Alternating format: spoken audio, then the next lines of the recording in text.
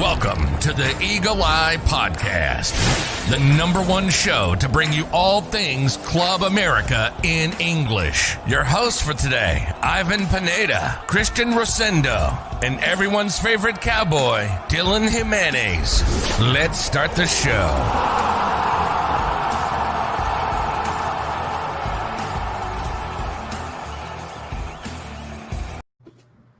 Hello, ladies and gentlemen, and welcome back to the Eagle Eye Podcast. We have quite the episode in store for you guys today. We have the big season preview of the GUARD1ANES 2020 coming up. We're going to be talking about that disaster of a semifinal exit from America against Guadalajara. We have some Lady Aguila news as well as the launch of the new jersey and then all the latest transfer rumors in regards to Las Águilas del América. And as always, let me introduce my co-host for today, New York's favorite resident, Christian Rosendo, and everyone's favorite cowboy, Dylan Jimenez. Gentlemen, how are we? I'm doing great. A little bit disappointed in the way we kind of finished that preseason, but definitely excited for the upcoming season. Definitely. Dylan, how is life down over there in Texas right now? Oh, just trying to survive still. I think I said that every week, especially living out here in the Permian Basin. I always wonder what people think, like, your day-to-day life is that you're always man, I just don't. It's just crazy, Some days we have a slow day at the news station. Some days we have busy days, and today was one of those slow days. So it is what it is. It definitely is what it is. And today we are joined by a very special guest. You have seen him before on the podcast and heard him. But this time, he's got himself a whole different makeover look just for the show. It's none other than Christian's next door neighbor, Alexis Juarez, a.k.a. AJ. AJ, how are we, my friend? I'm doing good. Thank you very much, Ivan. I would like to thank you for bringing me onto the podcast. It's much appreciated. No, definitely. We wanted to have you on, and ever since, you sent us over that video, giving us that detailed information over the Lady Aguilas news, we said, you know what, this is definitely someone we have to have on the show. Get your expertise in here as well. And we know that you follow the men's just as well as you follow the ladies. So we're itching to pick your brain and to see what you have in store for us. And yeah, just excited to have you on, and hope you enjoy your time here. Hopefully the people enjoy having you on here as well. And like I mentioned, excited for you to be on here. I know everyone else is feeling the same way. And let's get started on with today's show. If you guys are ready to go, we have the first segment, which is that disaster preseason semifinal against Chivas Rayadas de Guadalajara in the Copa por Mexico. Christian, this game ended in a 4-3 defeat. You said you were very disappointed in the way that America ended exiting out of this one. I think everyone watching that game, it felt the same way in that aspect. I will throw two questions at you. What went wrong for America within the first opening 15 seconds? As we see, that's when Chivas scored that goal on us. And then how much should we actually read into this, thinking it is definitely a preseason tournament, or at least a preseason games after all? Sure. So obviously the first 15 seconds was definitely a terrible start for us. In my opinion, I think it was just a defensive collapse, miscommunication, whatever you want to call it. Definitely unfortunate. But it definitely set the tone for the rest of the match, as we were down within the first 15 seconds. Now we basically spent the whole game chasing them, and it was something definitely we didn't want to be in. Going into this match, I kind of had high hopes because I thought we were the better team, I guess, player for player. Even though we didn't come off the best result prior to this game, I still think that we had enough to come out with the victory. Unfortunately, though, that kind of just put a damper on all plans. And to me, it kind of just, I guess, played with how Piojo wanted the match to go. I think he had a plan to a certain way, and then that just threw it out the window. Now, how much should we read into this? Considering it be a preseason game, I wouldn't say to hit the panic button just yet, but definitely raise some questions. Throughout the preseason, we have been asking these questions. Why is America playing so bad defensively? Why can't we score goals? What's happening in the midfield? Why can't we control the game? Definitely all questions still need to be answered. Even though we did score 3 goals this game, most of them were, kind of individual goals. Like you see this one, Cordoba made, which was a golazo, by the way. But it wasn't due to, us doing something special. It was more him, taking a great shot and then beating the keeper. We don't have many of those goals in this preseason. The only goals I think we did have was, I think, maybe the first goal against the Luka game, but that's pretty much it after that. So in terms of reading much into it, don't hit the panic button just yet, but definitely raise some questions and ask why America isn't playing to their full potential. Definitely. AJ, I want to just piggyback off of what Christian was saying in regards to not pressing that panic button just yet.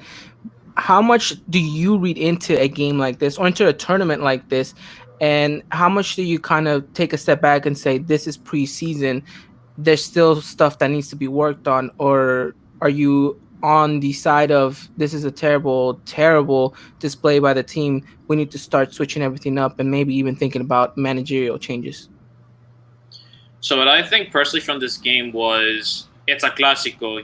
America, when it's a clásico, we're in it to win it. I understand that this is a preseason match, but then just seeing the display that we saw against Chivas that night, I was worried for the team defensively because 15 seconds in, I'm just wondering what's happening. Did we let our guard down?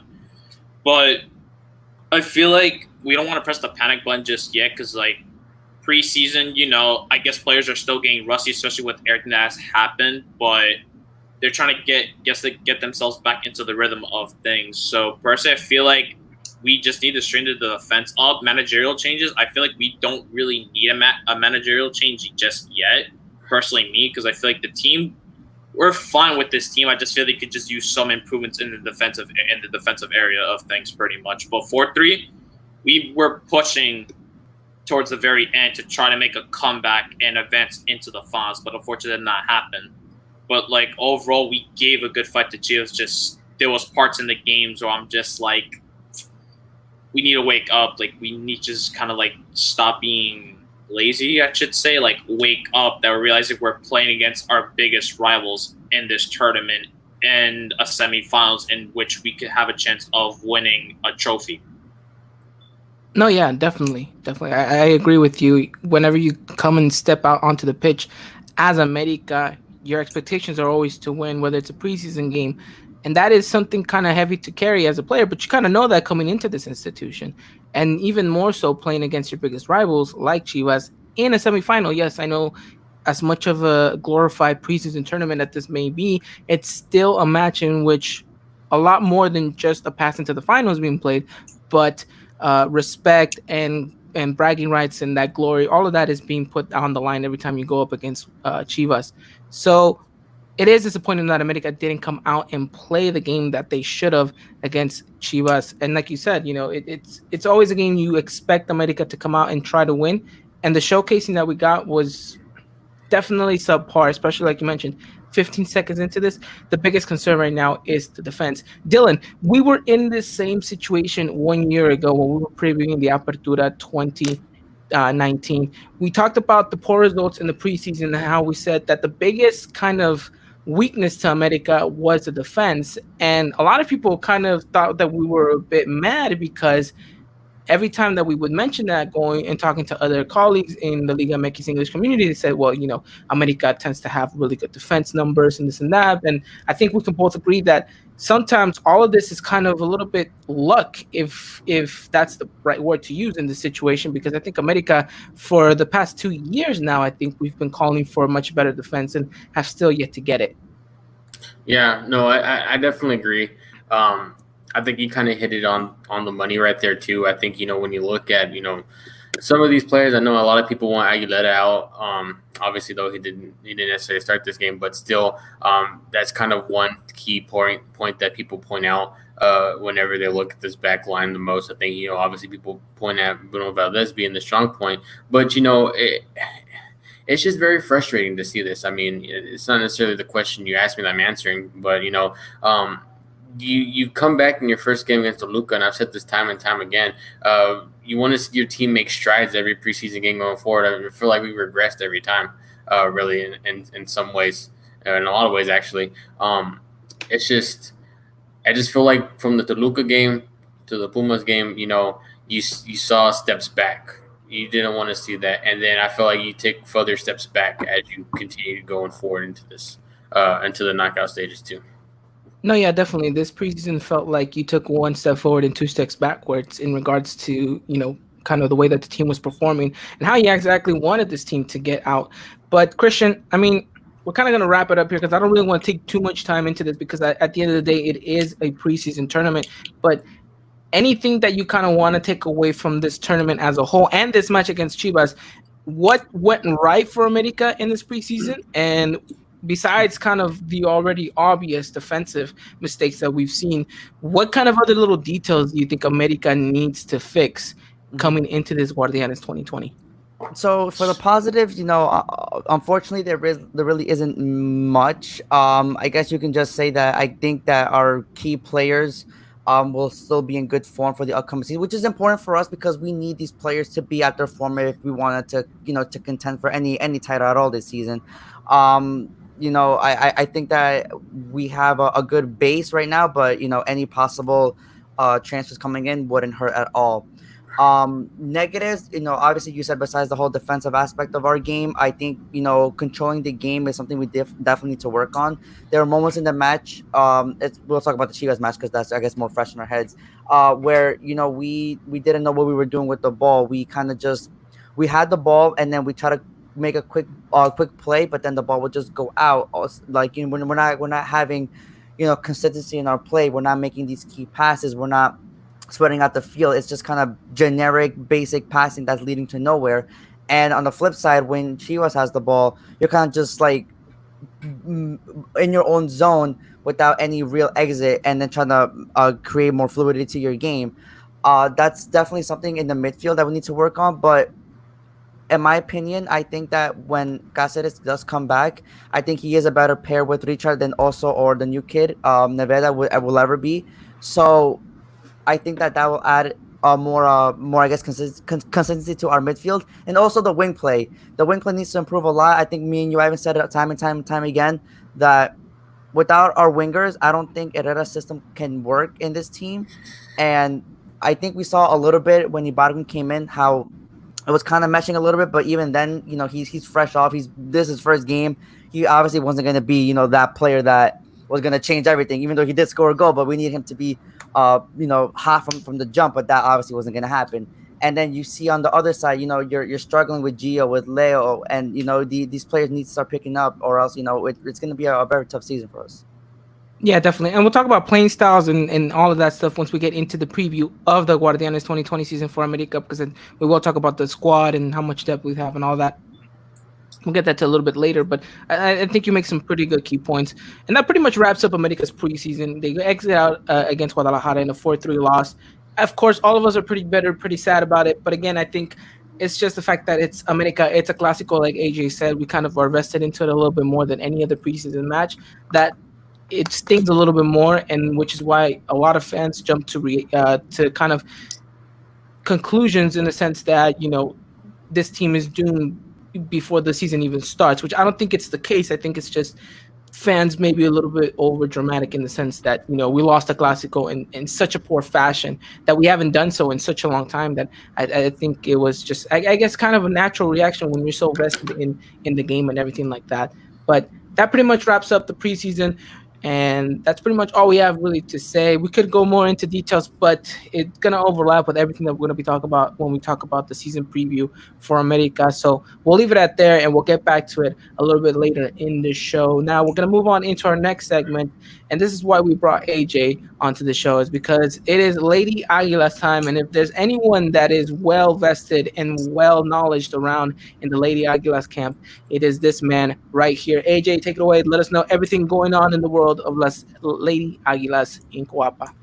Got you. So one thing I want to talk about before diving in is the Liga MX announced change. The Liga MX Femenina have announced changes into the league when COVID happened. So the age limit is out, but at the same time, the sub-17 players will only be having 65% of playing minutes. But those that are born in 2002 could play the full 100 minutes, 100% of minutes that they can get, as long as the manager wants to use them. But they must be at least 15 years old in order to participate into the season. Also, the opening day of the Liga MX Femenil has been canceled. It was originally scheduled for July 24th, but due to COVID cases arising from the feminine teams, they decided to postpone that until August 14th instead. So, looking to the America Femenil roster, we do, from what I can gather from what we had last season, our roster is looking at this currently. We have our 3 goalkeepers, Natalia Acuña, Renata Maschiarelli, and JD Gutierrez. From defenders, you have Ana Gaby Lozada, Wendy Morales, you have Monica Rodriguez, our captain, Jimena Rios, Marcela Valera, Celine Valera, Elisa Santos, Jocelyn Origel. And then when we look into the midfielders, we have Betsy Cuevas, Jene Gonzalez, Veronica Perez, Montserrat Hernandez, Diana Cáceres, Ana Gutierrez, Zulma Hernandez, Renata Huerta, Jana Jimenez, Zaira Moreno, and Scarlett Lopez. And then from our forwards, we have currently Dalia Molina, Jualín Campa, Daniela Espinosa. Oh, how can I forget? For our midfielders, the one and only Jennifer Munoz. With signs I was about to say, I was like, I don't hear her. What's going on? Like, throughout, like, making this, I was like, I'm forgetting someone. I was like, how can I forget her? But the new signings that we have acquired for America Femenil, we've signed Natalia Acuña. She's an 18-year-old goalkeeper from Querétaro Femenil. So some interesting things you can know about her. She started 17 games for Querétaro, and she has played 3,420 minutes played combined. Our second sign that we made is Dalia Molina. She is a 20-year-old forward from the defunct Morelia team. She was the all-time leading goal scorer for her team, where she scored 22 goals in 83 games on the defunct Morelia side. Our next sign, we have Jocelyn Origel. She is currently a player on the Mexican women's national team, a 28-year-old defender. And a fun fact, she used to play in Europe. She last played for Tijuana last season, in which she was a key part of the defense of Tijuana Femenil, in which they were making their way to the Liguilla until the season got canceled. Then we also signed Veronica Perez, in which she's a former Mexican women's national team member. She has played in the NWSL in the United States of America. She has played in Europe, and she's played in Australia. She's a 32-year-old midfielder, in which she carries experience into the team with her experience playing overseas. And she also came from Tijuana, which she played alongside with Jocelyn Origel. We also made three signings from the sub-17, in which we signed Jana Jimenez, Scarlett Lopez, and Zaira Moreno, which coming from the sub-17. And a lot of interesting things. And also from transfers to the team. So if you remember, we've let 15 players go, a whopping 15 players. So one player we do have on that, which we loaned to another team, is Alexia Villanueva. We have loaned her to Santos Laguna Femenil for 1 season. So she'll be coming back once the season is over for her. And then from players at the par, we have goalkeeper Dari Hernandez, which we have sent her to Querétaro. Defender Daniela Alcantara, which we sent her to Querétaro Femenil as well. Defender Ana Karen Lopez, we have sent her to Toluca. Midfielder Destiny Duron, who only played 1 season with America, which was this season, before being shipped to Toluca Femenil as well. Goalkeeper Heidi Gonzalez, she has been sent to Atlético San Luis. We then have Estefania Fuentes, in which she's become the second player from America Femenil to make her way to Europe. She'll be playing for Sassuolo in Italy. Karen Maprigat, we've acquired her from Tijuana Femenil on a loan, but since the season ended, her loan has ended, and she has gone back to Xolos Femenil. And then lastly, we have Club America Femenil's all-time leading goal scorer, Lucero Cuevas, who has gone to León, along with Esmeralda Verdugo, which she also gone to León as well. Currently, the other players that have left from America Femenil, but it is unknown to where they're at. It is Viviana Michel, Susana Abundes, Maya Rios, Natalia Avilla, Reina Velázquez, Dera Romero, and Samantha Arellano. All right. Well, quite the long list of names right there. I mean, where to start off? First of all, let's talk a little bit about these departures. Dylan, we mentioned this last time when AJ kind of gave us his video on the first episode back from our hiatus. So many players being let go. How do you think this is going to affect the team going forward? Well, I think AJ mentioned a couple names too that are coming in that bring experience. Whether it's on the national level, national team level, and European level too. So, I feel like you fill some holes there, but you look at some of the departures. He mentioned Cuevas. A big blow. I mean, that's pretty devastating to me to see her leave to Leon. I didn't want to see her go, and then obviously too, coming from Tigres, you have Michelle come, but then she leaves, and so. It's just you never got to see her really perform with the team, and so you just kind of just leaves you with this big what if at the moment. No, yeah, definitely. AJ, I want to talk to you in specific about departures, and besides that name that Dylan just gave us in Cuevas, what's another name that's out there that you think this is really going to hurt America in the long run because this player was so detrimental to the team? Where to start? I'd say in my opinion, Estefania Fuentes. Like, she was a key player in the America roster. Like, when America were first formed in 2016, she was a part of that key team that played in the Copa MX Femenil, in which unfortunately we didn't get to go to the finals, but she played a key part. And then throughout the season, her game was improving as a defender. She was getting more minutes and more games being played for her. And especially from this season, she scored, if I'm not mistaken, 2 goals in the 7 games that she has started for her the team. It was a huge blow as a defender because she was a really aggressive, but also a defender that just managed to just stay back in place and just being able to go for the interceptions, the tackles, the passes, and to be able to create plays. At the same time, we did get Justin Origel in return, so that's like a gift in return, despite Estefania Fuentes leaving. I'd say the other departure that did hurt America in a way, my opinion, I'd say was Destiny Duron.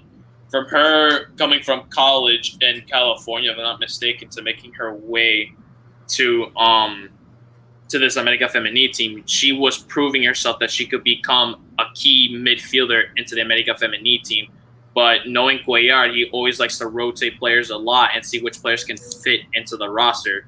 I feel like as time went on, she was proving herself more and more to just be able to stay on the team. But then right after, she was just let go on free to just go to Toluca. So in a way, it's like we have a backup midfielder in which that could either take Jennifer Munoz's place in case she does get tired, or Hannah Gutierrez, and Destiny Duron can also play as a winger or as a forward at times. So in case you want to replace Daniela Espinosa or Marlene Campa, we could just then put in Destiny Duron as a forward. And Definitely. I guess one more I could say was Heidi Gonzalez. This season was, I'd say, her breakout season as a goalie for America Femenil. She didn't really get much time to play when she first signed onto the team. But after she was getting like consecutive starts for the team, it's just like she was making saves after saves, keeping the defense organized and placed and getting all those minutes played. So she just got the entire defense along with the team like comfortable around with her. But then seeing that departure go off, considering that JD wasn't playing much due to injury. So then seeing this, I'm just like, why did we let her go? What was the reason for it? She was our best goalkeeper by no doubt this season at America Femenil, not just because of the games that she's played, but also just like the saves and the plays that she's been performing for her team to allow us to win games or to prevent the enemy team from wanting to score the goals. Yeah, no, I think you make some pretty good points, some 3 pretty big names, but we'll get into the ladies' squad depth and everything once their season is about to start in August. I do want to kind of walk away from the negative and talk a little bit more about the positive and talk about this signing, this Jocelyn signing, which I think it's a huge one for America because, Dylan, how many times have we said that America's defense is, just like in the men's side of things, needed some revamping? And to see this player come into this squad, I think it's going to mean so much for the team in the defense. And you see that she's another player that has chemistry with Jen Munoz. And I don't know if the team is doing this on purpose, but they seem to be forming this team around Jennifer. I don't know if you see it that way, Dylan, or just happens to be a coincidence. No, I think it's a great signing. It's a great reinforcement in the back line. Um, I was especially particularly upset whenever we seen Diaz leave back in right after they won that title, like 2 years ago, 2 years ago about so. But especially with the likes of Verdugo going too, it was just kind of like a swap to me. You bring in Jocelyn and Verdugo's gone, and so you got your replacement there, and I think it's just going to be a great solid brick wall in the back line going forward into the season. No, yeah, definitely. And I mean, just by the TikToks and by the videos that you see out there, AJ, it looks like this team is really becoming a family on and off the pitch. I'm not gonna go too much detail into it and all of that, but just give me kind of a quick summary of how you're feeling in regards to the ladies so far this preseason. I mean, if you can even call it that. I'm feeling really confident in this team because I feel like with the transfers that we made, despite what all of the parts we had, I feel like the 7 players that we have signed enough is just good enough for this team to push forward towards that second title we want. Because we made it clear that we're America Femenil. We're a part of one of the biggest teams in Mexico, being of Club America, like with the men's side. So it's like we're going to represent the same thing as we're wanting to win every single match. We're trying to win all the tournaments that we could partially participate in. So with the signs that we made and with the roster, with how it's looked like, I'm confident that this team could definitely make a push towards the final. Because last season we've made it to the semis, but I guess due to injuries to key players, you really weren't able to make that push to the final. But I feel like this season is the season into which America could win that second title and tie with Tigres Femenil. No, yeah, definitely. And that's exactly what we're going to be hoping for. But we'll give you guys an in-depth look into the ladies as soon as their season is about to start off. We're going to get you guys all caught up on that. And AJ, thank you so much for giving us all that detailed information. Really, really gave us exactly what we wanted to know, wanted to hear about the ladies, all of that. Thank you so much. And we're going to move on into our next segment now. And it's been quite the day today, specifically, if you're listening to this, Tuesday, July 21st. It has been a day for an America announcement, as if you guys seen on social media and all other America affiliated pages. Today, America has officially released their 2021 home kit jersey. Gentlemen, give me a recap, just a quick, brief 2-word response on your thoughts on this Club America new jersey. AJ, I'll throw it to you first. It's 3 words, but I love it. I love it. Okay, fine. You love it, Dylan? Pretty great. Pretty great. Okay, nice. Well, let us know in the comment section down below. And if you're listening to this on iTunes, SoundCloud, or iHeartRadio, let us know what is your thoughts over on Twitter and or Instagram. I personally think it's great. It's actually a very nice, clean jersey. It does resemble a little bit of the jersey that America played in back when we first started this podcast, Dylan, if you remember back in 2018. And it should be interesting to see what it's going to look like on the big screen. But yeah, I mean, America released the jersey quite early today too. It was 7:00 in the morning over here in California, and it was already late for you over there, AJ. Well, semi late. It's 10 in the morning. Dylan, it was 9 for you. But yeah, I mean, overall, I think Nike outdid themselves this season. I mean, I'm wearing the away one right now, and the home one should be coming in pretty soon. But it's going to be interesting to see how people's reactions are towards this jersey. So far, I've heard good things. I don't know if you guys have heard otherwise. I've heard mixed Feelings out there. Yeah. Some people say yay, others say nay. Yeah, well, I see Chris Rivera saying a classic 80s style jersey. I think he's on there right there. That's exactly what they were trying to go for. Just kind of needed that big America emblem. But we'll see if we ever get anything like that. But we do want to mention to you guys who are watching this right now, whether it is you're watching this over on YouTube, on Twitter, or if you are tuning in via through Apple Podcast, Spotify, and iHeartRadio. This we've partnered up with our good friends over at worldsoccershop.com, and you guys can head over and grab your new Club America jersey and get 10% off by using the promo code Eagle Eye. That again is promo code Eagle Eye. Head over to worldsoccershop.com. You guys can get yourselves quite the steal right there. They're going to be selling everything from kids to men's to player authentic jerseys. Head over there. They're going to get you guys all hooked up with everything. Make sure you guys, again, use that promo code, save 10% on the jersey, and get yourselves ready for the upcoming GUARD1ANES 2020 season. Christian, you're back from that blackout that Staten Island just had right now. Tell us about it, and give us your thoughts on the new Club America jersey. Well, the blackout happened only specifically in my house, so I apologize for that. But I think I got everything back and running, and the new home jersey is looking pretty nice. I like it. I heard someone was gonna buy it for me. Hopefully, he keeps true to his promise. So it should be an interesting year for us. But it's definitely beautiful. I like it. One of the better jerseys in my opinion. I do recall though, you saying it though when it first got leaked that you did not like either jersey. So I hope that you will They're growing on me. On me. Okay. What can I say? That let's face it, I'm gonna buy them either way. Yeah, right? I was gonna say literally whether it be a piece of cardboard, I think we're all gonna buy it either way. So can't wait. But 2022, the year of cardboard jerseys. That goalkeeper jersey though, I actually kind of like it, especially the one that Ochoa wore, the green goalie from the the goalkeeper jerseys look interesting. Those are always my favorite because I wonder why. I think I've mentioned it before that Nike has given a lot of leniency towards America goalkeeper jerseys in the past couple of years. You see other teams in Europe, in the Premier League or in La Liga, they kind of are able to, they're just kind of given this kind of regular standard goalkeeper kit that, just the only thing that changes is the crest and the kind of sponsors, and that's pretty much it.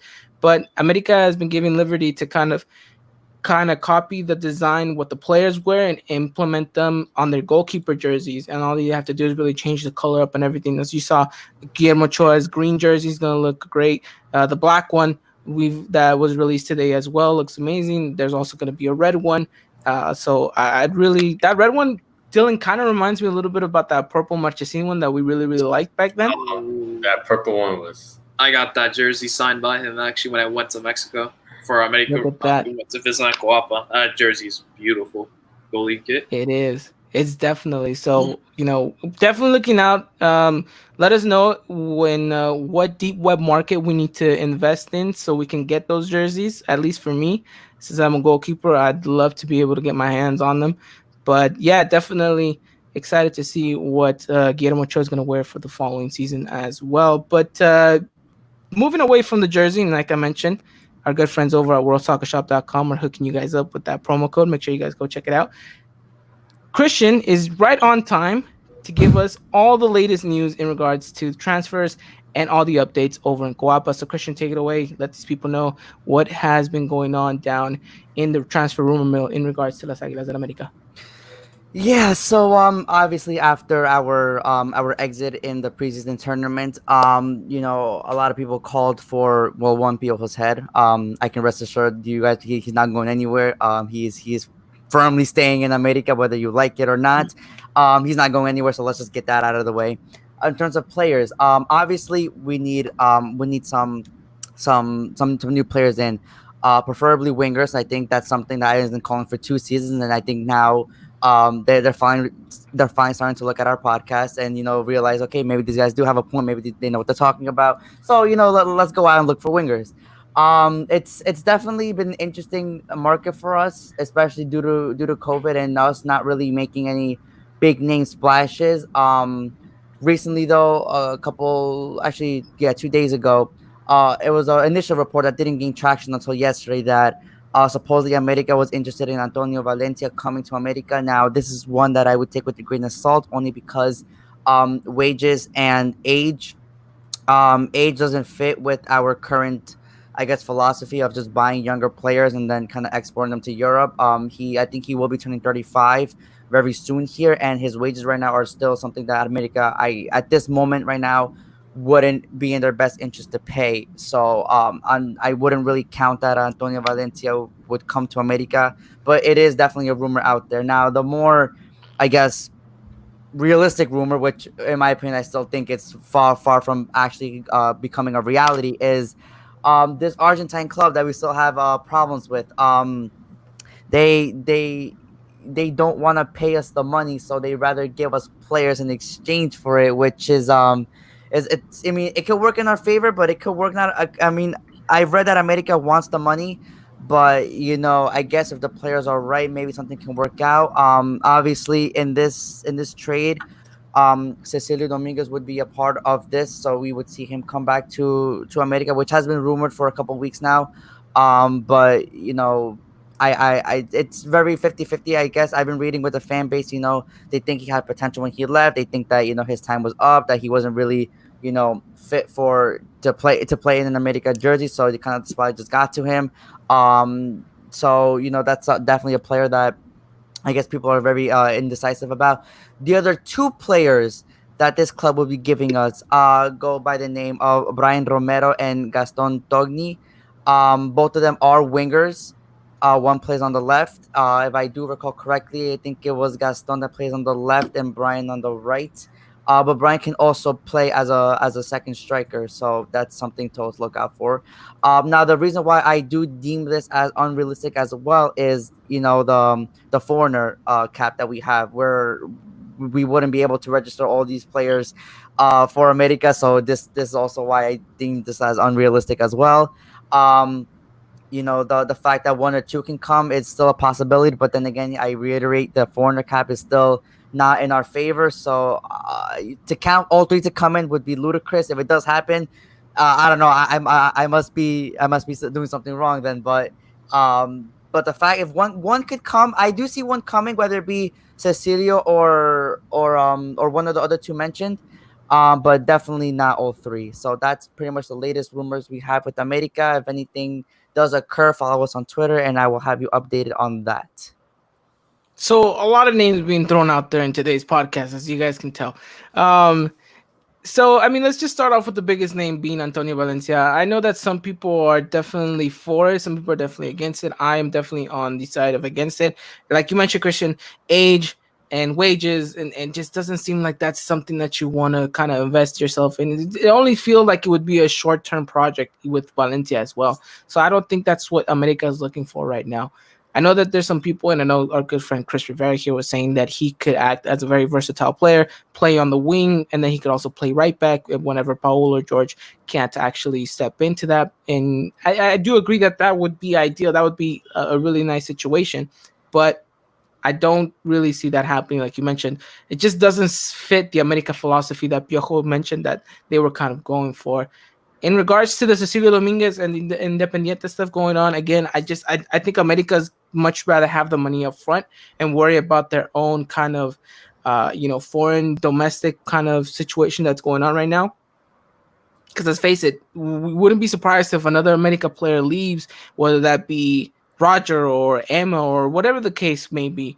So I think that's kind of still up in the air. And let's face it, we know how America works. We know that they're going to be doing transfers up to the last day of the transfer season, which is October 5th. October 5th. Can you look at that? So we're not going to get anything until October, most likely, if you're an America fan. And I think you have to understand that by now. So we have to work with what we have right now. And we'll get into that right now because we're actually going to be talking about the preview of the GUARD1ANES 2020 season. But like you mentioned, I don't really think there's anything there to it. AJ, I don't know if you think I'm being a little bit ludicrous here, but do you think any of these names that Christian mentioned actually have any actual traction to them?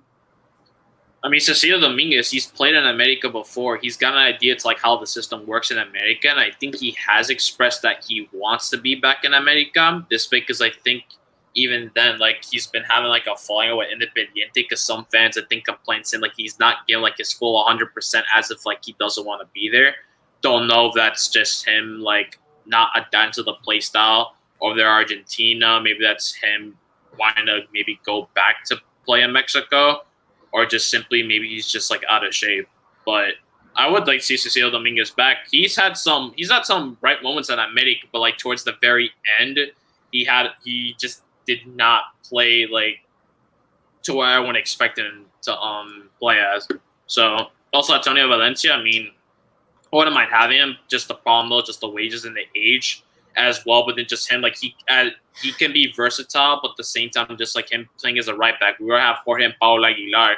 He's gonna be our third right back that we have the team, and considering maybe with some of the youngsters that might try to get into the team, I don't know if he'll be really getting some playing time unless we put him as a right midfielder.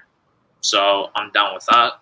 But the other two that Christian mentioned, like considering talking about like the foreigner gap, I really don't think it's going to happen. If we can maybe get one of those guys. Me personally, I'll take Cecilio Dominguez any day. Kind of like the guy when he played at America, despite like all the fans and complaints he's been throwing at during his time at Coapa.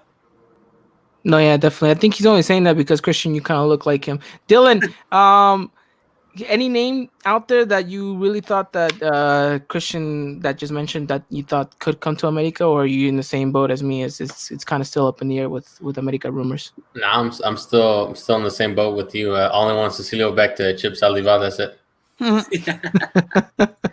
That's true. That is true. Well, that pretty much wraps up the transfer rumor mill and the America launch of the new jersey. And head over on Twitter, and we'll keep you guys up to date with everything going on in Los Águilas del América. Now, moving over into our next segment. This is our big segment of today's show. It is the GUARD1ANES 2020 season, also known as the Apertura 2020, although nobody will be calling it that because of the name change. First of all, AJ, I want to ask you quickly, what are your thoughts on the new name change of this Apertura? I really love it. I just love like how Mexico is really dedicating this to those that are working their hardest out there to keep the country safe from the epidemic that's currently happening with COVID-19. So the doctors, all those important figures that are putting themselves into the front line to continue to keep the country going and to protect everyone from safety, from trying to get affected with COVID-19. So I really like the name change, despite what other people may be saying that why is it necessary. But me, in my opinion, I feel like it's really necessary to honor those that are working their hardest out during this epidemic. Definitely. Now let's get into the season as a whole, what we can expect from America, what we want to see from America, what is realistic and what is not. Christian, I'm going to throw this out to you first because we talk about this every single time that America starts a new season, and we know what the objective is. We know what the obligation is and what the objective is already put on that board as soon as the season is going to get started, and it's a championship. Simple as that. So you know in FIFA when they give you like the season objectives and they give you like bullet points for America, there's only one. It says win the title. That's all it is. And I expect no different this season. Whether we had a bad season, whether we had a good one, we're obligated to win the title. And if we fall short, it's a failure of a season, just like any other season. So this season should be no different. Now, do I think that we can? I mean, is it a realistic objective? Of course it is. It's just I think Piojo needs to really cement his play style with this core. Definitely a new squad, even though it may not seem like it, but it is, and there's definitely a lot of moving pieces that I think that once they fit, I think we do have the ability to become a really good team. It's just a matter of time, and hopefully that these quirks can be worked out, because as we mentioned last week, these quirks, in my opinion, have to be worked out within the first 8 weeks, because the closing part of the season is very difficult for us, and if we don't have our quirks down by then, that closing can be detrimental to us, and we've seen what can happen to us when we kind of we're kind of not on our game, and we kind of saw it during the preseason. So definitely a realistic objective. I expect to win the title. We just need to narrow down these quirks sooner rather than later.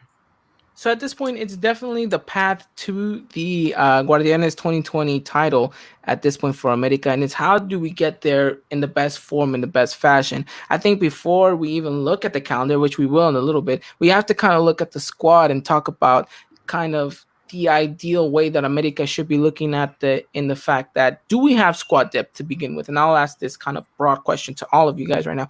Do we have the squad depth to compete in this tournament and call ourselves one of the favorites for the title? Or are we in a situation in which we're very limited to a very strong starting 11 and to a very selective few individuals coming off the bench?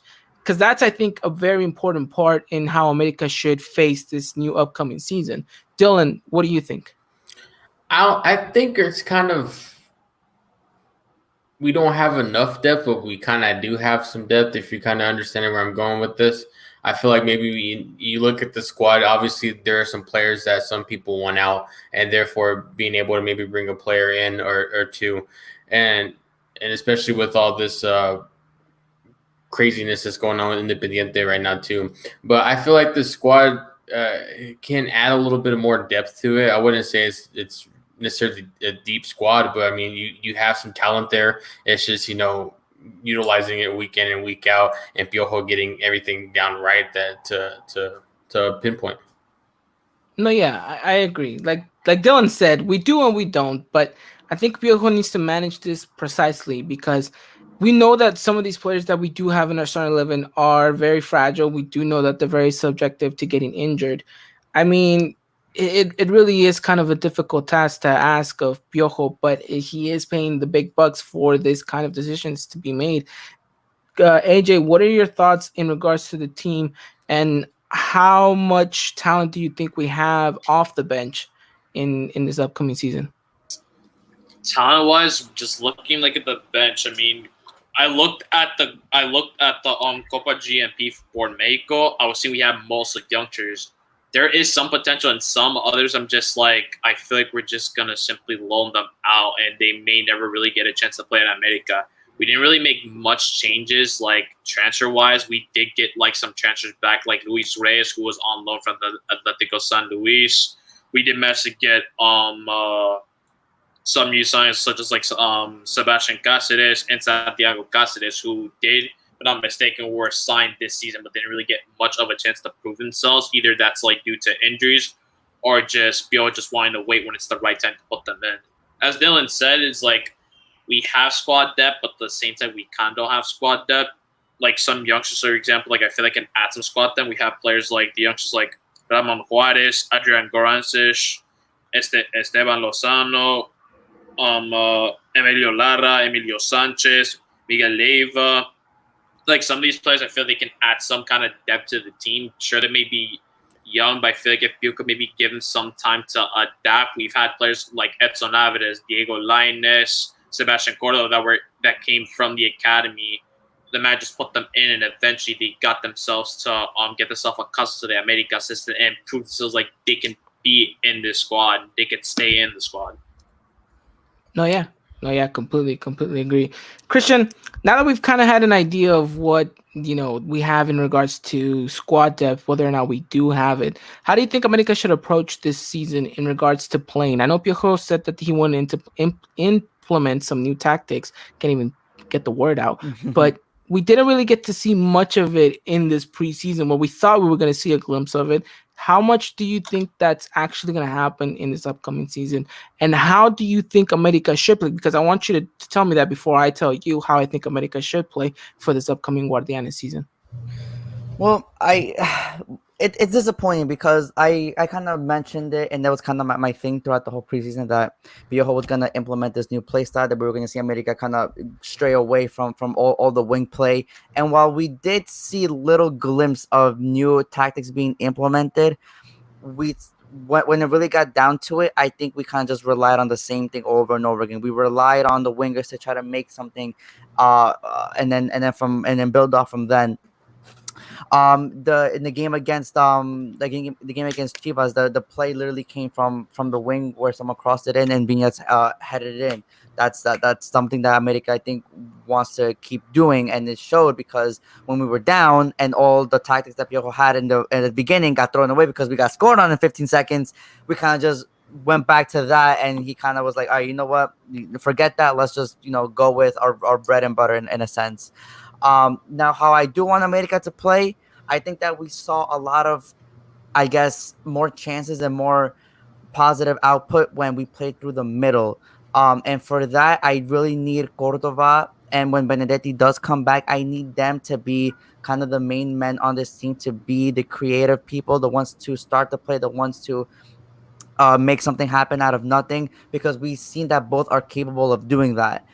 In past seasons with Benedetti, we've seen a lot of plays that look broken up, but somehow he finds a way to open up a gap or a space, and then he kind of just does his magic. Cordova with his long range shooting, can do wonders. We've seen the time and time again that he knows how to shoot the ball from long range. And when you have players like that can just change the game on the instant, it adds a whole new element to your offense, and that's something that we desperately need, because over the past few seasons, we've seen America kind of be very predictable, and teams kind of figure them out, especially last season. Teams that we shouldn't really be, tying games to or losing games to, they kind of figured us out very quickly. And for Piojo, it was a little bit complicated to kind of adjust, because, well, one, the team figured you out, so it's a little bit hard adjusting mid game. Two, we really don't have the players on those in those sectors to kind of change the game up.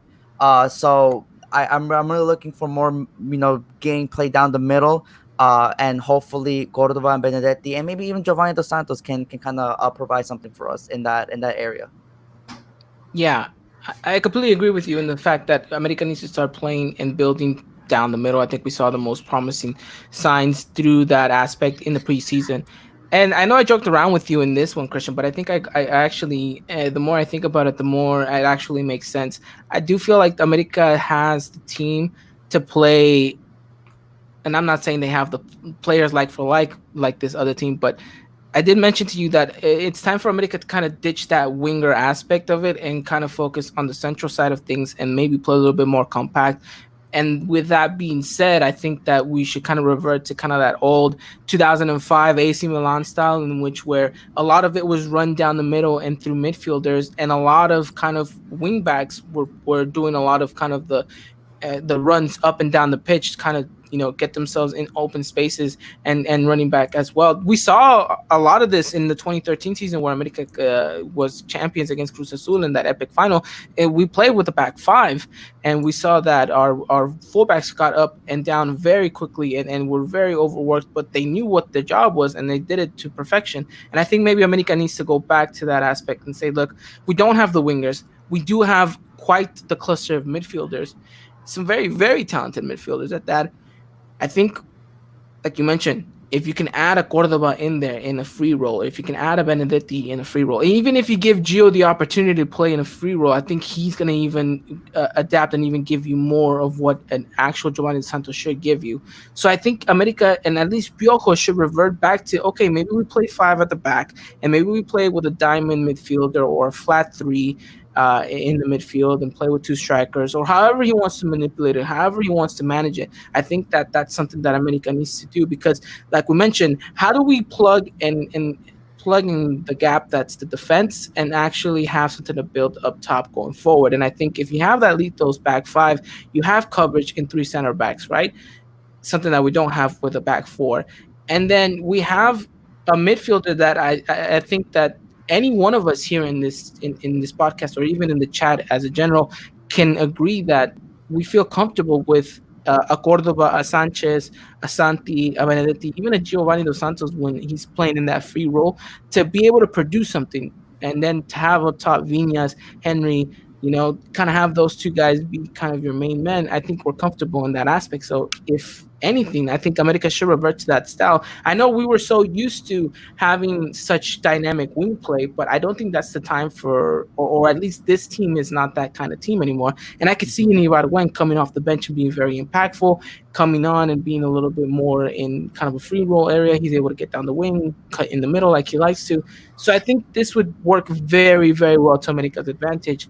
And maybe even letting Renato Ibarra go could be a blessing in disguise, because it changes the team and it makes you adapt into what could actually be an even better America side. So, I mean, I don't know what you guys have to say. I mean, Christian, I see you nodding.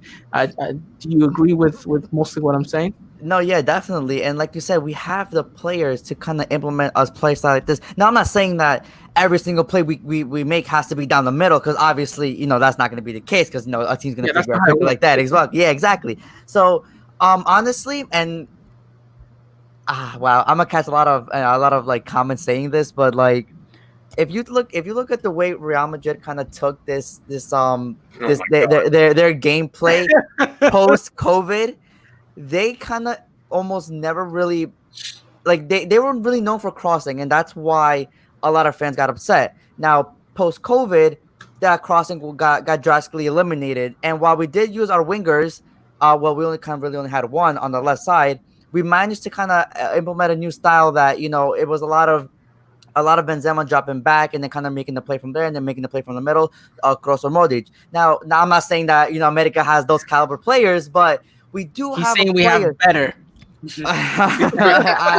One day we will.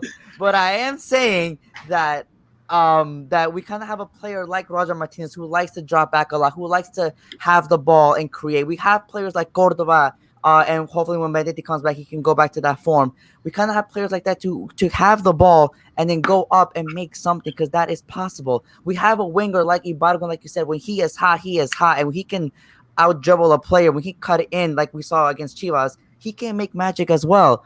Now, if we do get that right winger, now that's two elements that we can add, and we just become that much of a better team. Now, will Piojo listen to us? I mean, I hope he does. Or is he going to be cemented on this wing play action throughout the whole season? I really hope not, because I think it's proven from last season and this preseason tournament that we don't have the players to carry out the system anymore. And I think if we want to contend for the title, we want to contend against these better teams, we're going to need to have a new set of play style, new elements to our attack. And I guess what I'm saying is, me and Ivan, I think we have it, but it's up to Piojo to implement it. Yeah, I mean, let's see if he hears it, and let's see if he even implements it. You could hear it and be like, you know what, these guys don't know anything that they're talking about, and rightfully so. We're just a couple of guys talking on the internet, but hopefully Piojo does implement something, at least changes something to give us a better America side and get the best out of these players, which we know he's capable of doing. So it has to start this Monday against Pachuca. It really, really has to start this Monday. And talking about Pachuca and talking about the calendar, let's actually look at it, because I know, Christian, you mentioned that the first couple of weeks are very detrimental to America, to kicking the things off right and closing out the season on a very strong foot. Dylan, how do you look at this opening couple of games? And let me read them out to you. You know, we have first jornada against Pachuca, then we have Cholos, then after that Necaxa. Now we have a tough game against Santos, but then we have a game against Querétaro. So that's 5 games in which you would think that America gets at least they're, they should be getting all 15 of them. But I mean, that's what do you think? A good, I'm trying to do math right now, and I really can't. It's 3, 1, Times 2, 3, 12, 13 points. 13 points is at least viable, right? Look, I've said it time and time again. I mean, whenever you go into these seasons, especially the way it's formatted for Mexican football, is every game freaking counts. Like, I'll say it time and time again. You don't play from, let's say, like the end of July all the way up until May. I mean, to play everybody twice. You don't do that. You play everybody once. And so I just feel like every point matters. You got to go out and say, hey, we got to win this game. We got to get these 3 points, because you get midway to the season and you're already looking at Liguilla spots. You're looking at, a 2-point difference in either staying in that top 8 to get a Liguilla spot, or just dropping out. And that's not even how it's formatted no more. If somebody correct me if I'm wrong, but still, I mean, you're just kind of on that verge, whether you're going to be dropped out or not. And so I just feel like, you got to take every game seriously. You got to go out and realize that you got to get 3 points, because you're only going to play that team once. Yeah, and I think you're forced, if you're America, you have to get in those top 4. I mean, yes, granted, you can finish in 12th place and still make it to the Liguilla, which is ridiculous. But even with those 12 spots, I mean, you look at it and like it's just like from 8 to like 12, you're like 1 to 2 points off. Exactly. It's just kind of a crazy weekend at that point. Like, you don't want to put yourself in that spot, especially towards the very end of the season. Like, it gets really chaotic when they're like, you just see those point differences. It's like everyone's going up and down in the tables, like trying to fight for that spot. And you got to do math and look at goal differences, and then you got to go to like how many goals are actually scored for this team compared to another team, all that crazy stuff to find out who gets that spot. Yeah, especially and as you guys can tell, we're not that good at math here at the EGY podcast. I mean, that's going to be terrible for us. Speak for yourself. That's right, though. Christian is our math guy here. I should have let him start off the show with the numbers right there. But AJ, I think you make a very good point. It's crunch season once you get to mid-September. Once you hit those Clásico, even before the Clásico. I think we go up against Toluca. So you have a tough time closing out that season. How detrimental do you think America needs to be? How much? Let me rephrase this question so it's a little easier to understand.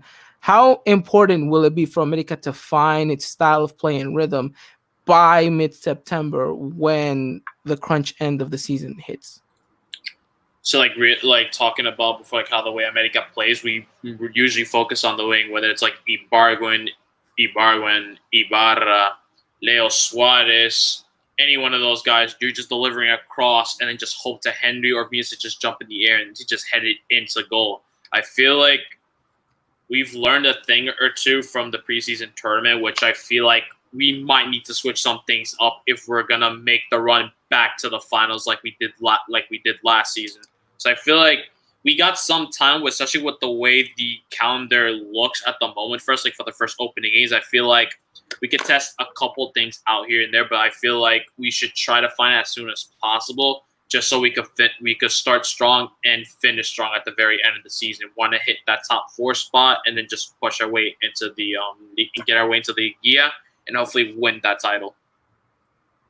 No, yeah, definitely, Christian. I mean, we've talked about it. We even off camera we said how crazy the Liga MX gods were to give us such a tight end to the season.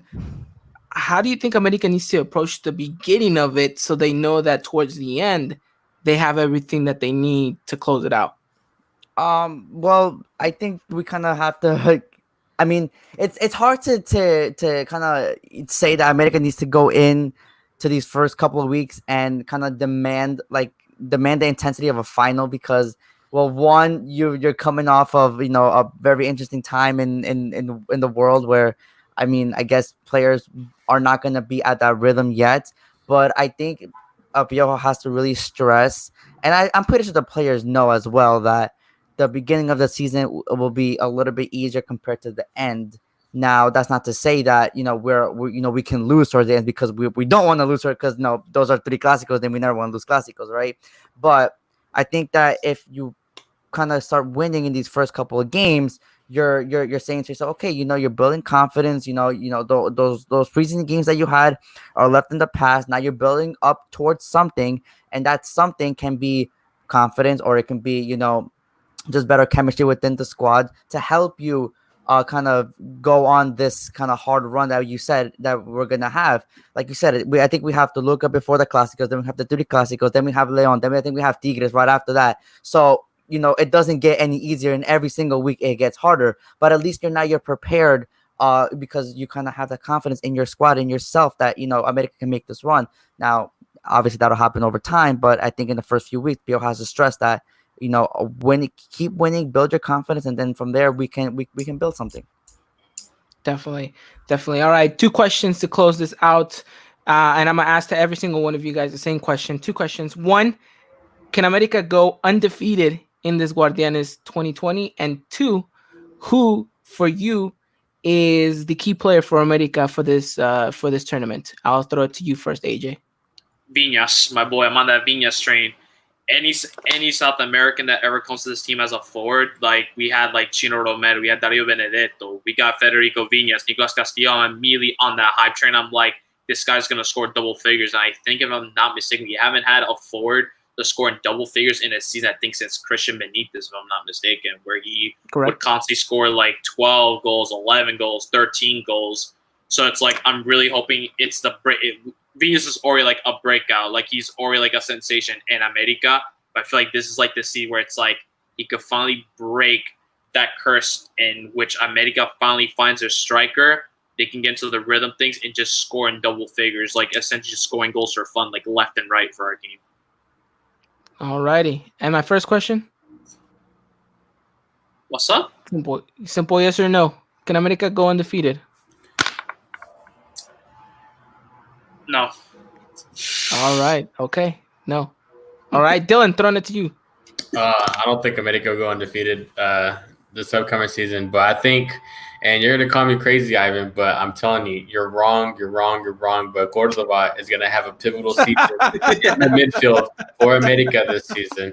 I mean, I got so much Christian said, yeah, you have so much hate. You got your vendetta out against him, and then you tweet about him, and then he makes you look stupid, and so that's what you get for tweeting about him. Maybe that's the magic for him to just tweet about him. But I'm telling you, Cordova this season is going to be pivotal for America. Not on the wings. Like, I do agree with you there. I think it's a little wasteful to have him out on the wings, but I don't know what Piojo is doing or season that, but you keep him in the middle. Cordova is going to pull some magic. I promise you that hair, I'm telling you, it's going to be great. It's very luscious. I do wonder what Head and Shoulders he uses. Yeah, true. Really, really amazing hair. All right, Christian. I do agree with both of these fine gentlemen here. Viñas and Cordova are going to be very important to us, especially going forward. But I think I'm gonna focus myself more on the back line. I think Bruno Valdez will be our key player for this season. This preseason I don't think we saw the best of Bruno Valdez. I think he was very shaky. He didn't look like he was in Bruno Valdez form, and the form that we know he can be. I think once he kind of cements himself as that leader that we know he can, I think that you'll see a boost in the defense, and we kind of need that. The defense is definitely the weakest link of our team right now. So I think if you get a guy like Bruno Valdez going in that leadership kind of role, going to get a little bit more comfortable with this back line. I think that our defense can strengthen up a little bit, but I think it just comes down to him. Give him the damn armband, damn it. Yeah, that's what I was going to say. Give him the armband. Give him the armband. I don't want. He's proven it enough. He could definitely be a captain of the team. Definitely. And then, are you willing to put the risk and say America's going undefeated this season? Well, I mean, my heart always wants them to go undefeated, but I don't think they will. No one wants to put their neck out here for America going undefeated. Don't worry, I won't either. It's just a funny thing to put us up there. But okay, I mean, it wouldn't be an Ivan answer if my player wasn't Ochoa, of course, right? Look, I am tired of people bashing him on social media, and I'm always there to defend him. But like I've mentioned, and these two gentlemen right here will be testimony that I am the first one to criticize him as well whenever he does make a mistake. So for me, I think Guillermo Ochoa is going to be the player of the season for America. I think he's definitely going to prove to us why he still is the best Mexican goalkeeper and why he is the best Mexican goalkeeper in history. And yes, I know that's a big statement to make, but I've made it time and time again, and I will revert to that every single time. And I think, like you mentioned, Christian, with Bruno Valdez, I think this is the season where I think Bruno and Ochoa actually finally mix and gel together, because when you're playing in the back line, you need two leaders in the back. You need a strong center back leader, and you need a strong goalkeeper presence as well. And I think if they can get their connections, if they can get on the same wavelength, then I think they can organize themselves perfectly, and where we see much less goals coming in and a tighter defense, and where Ochoa doesn't have to work as much, and the defenders don't either, because they're going to be well placed, because they're going to know exactly where to be at, because Ochoa over the times knows how to structure his defense, knows where to place them, knows to say, hey, look, you put yourself over here, you cover over there, and it's going to make sure that you don't have to run as much, or at least you'll have to do a sprint rather than a whole marathon and trying to catch up to a player. So I think it's going to be a detrimental season in the defense, and I think, like you mentioned, Christian, if we can get a very good Bruno Valdez and a Guillermo Ochoa that are on the same wavelength, I think we're going to be in a perfect situation as to where we don't have to talk so much about the defense, but more about the offensive part of America's side. So that pretty much wraps it up. Just one last thing, quick predictions. Where does America end up at the end of the GUARD1ANES regular season? Give me a table position. Christian, I'll throw it to you first. Fourth place. Okay. AJ? Second place. I like it. Dylan? Fourth place. I was hoping a little bit better. I'm going to go and I'm going to meet you down the middle. I'm going third place, America. We like that third place spot. And hey, whenever we do finish third place, we tend to lift a trophy. That's all I'm saying. So we're going to call it that much. That is our GUARD1ANES 2020 season preview. One last thing to talk about, and that is the first opening game of the season, which is on a Monday night. Quite odd that it's on a Monday night, especially being over there in Hidalgo. But America is going up against Pachuca in the GUARD1ANES 2020 season, Jornada 1. Gentlemen, America is coming into this, like we mentioned, in a not-so-good preseason form. Pachuca, though, they just won the Copa Telcel. Don't ask me what that was. I have no idea. I think they just invented at that last minute. But they are coming into this with a much better record than America. But the one thing is they have much less games under their belt in regards to high level intensity rather than America. So America has a little bit more games under them, and Pachuca, though, have the better run of form. AJ, how do you think this game's going to go for America? Despite the disastrous game against Chivas, since preseason, we're heading into the regular season against Pachuca, and in which, for the most part, when we do play against them, I feel like we've been winning most of our games. So I'm feeling confident in America, considering we have played more games than Pachuca. I feel like we could confidently win this in my ability. First game, I'd like to get a first win under our belt. For me, I'd say for a score prediction, I'd say 3-0. Go for that. 3-0. Wow, you're being really generous. No, here. he caught on fast. He caught on fast. He did. He definitely did. He didn't say 4-0, but he's there. But okay. Dylan, give me your kind of prediction of the game. How do you think America is going to come into this one? How do you think they're going to plan for this Pachuca game? And then after that, give me your results on how you think this game's going to go. I expect this to be kind of a scrappy game a little bit. If I'm gonna be honest, I wouldn't be surprised if we see at least one red card. I'm gonna throw that. Oh my God! Ochoa getting sent off. Ivan. But I just feel like we're still gonna see from both teams some sloppiness, some sloppiness. I don't expect this win to come easy for America. But, I feel like, they're going to scrape by. We've seen the team do that plenty of times too, scrape by with the win. But I think I'm going to go with the 2-1 win. Interesting. All right, Christian, same question to you. How do you think America plans for this Pachuca game? How do you think they implement it on the pitch? And what is your scoreline prediction at the end? Well, in order for me to kind of implement something, I think it'd be fair to give you, I think, my kind of predict the starting 11 for this match. I'm gonna. Yes, of course, go. I'm sorry, that's where I should have started. I'm gonna try to. This might be one of my, I guess, I don't know, one of the more ludicrous ones, but we'll see what happens. So I'll go with Ochoa in net. Paul Aguilar, Bruno Valdez, Sebastian Cáceres, and Luis Reyes as the back four. In the midfield, I have Santiago Cáceres and Richard Sanchez. On the wing, I'll have Ibargüen, and I guess on the other wing, I'll have. I'll probably put Leo Suarez, and then I'll have Viñas and Córdoba up top. Okay. What kind of Córdoba obviously behind Viñas, but you know what I meant. Yes, I did know what you mean. Okay, so you're basically putting the same back four that led in not 4 goals specifically. There was changes, but the back line that led Chivas score in 15 seconds is what I'm trying to say. Yes. Okay, interesting. Give me your. Well, no, because Jorge Sanchez played that game as the back four. No. Oh, that's right. Yes, right. He was right back. So Paul. So I had Paul starting today or on Monday. That might be the difference right there. We'll see though. I'm gonna jot this down because I think I just forgot what I just said. But and if this comes true, I think Ivan, you owe me a donut or something. I don't know. I will get you an America flavored donut. All right, cool. But give me your prediction for the game. Leo Ibargüen. America wins 2-1. 2-1. All right. Interesting. Well, we're all very adamant here for an America win, but I will say this, though. Whenever we do go down to Pachuca, it's never an easy game. And AJ, as much as you're very optimistic about this 3-0 game, I do want to throw caution to the wind and let people know that this is probably going to be one of the more boring games of the Liga MX week. I don't see America going in this with a lot of intensity.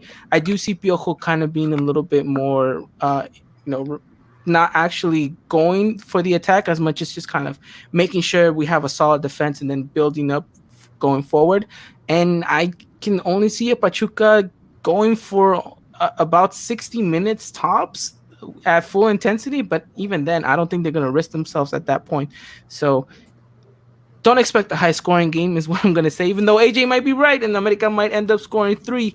But I don't really see this America side going and trying to be so much on the attack. I think let's solidify our defense and then go out and try to get a win. So I'm going with a 1-0 result. I think America wins it towards the 78th minute of the match, and then America holds on for dear life. And who knows, maybe that's when the red card happens, Dylan. So we'll have to wait and see. But I don't expect this game to be the highlight of the season, or the highlight of the jornada.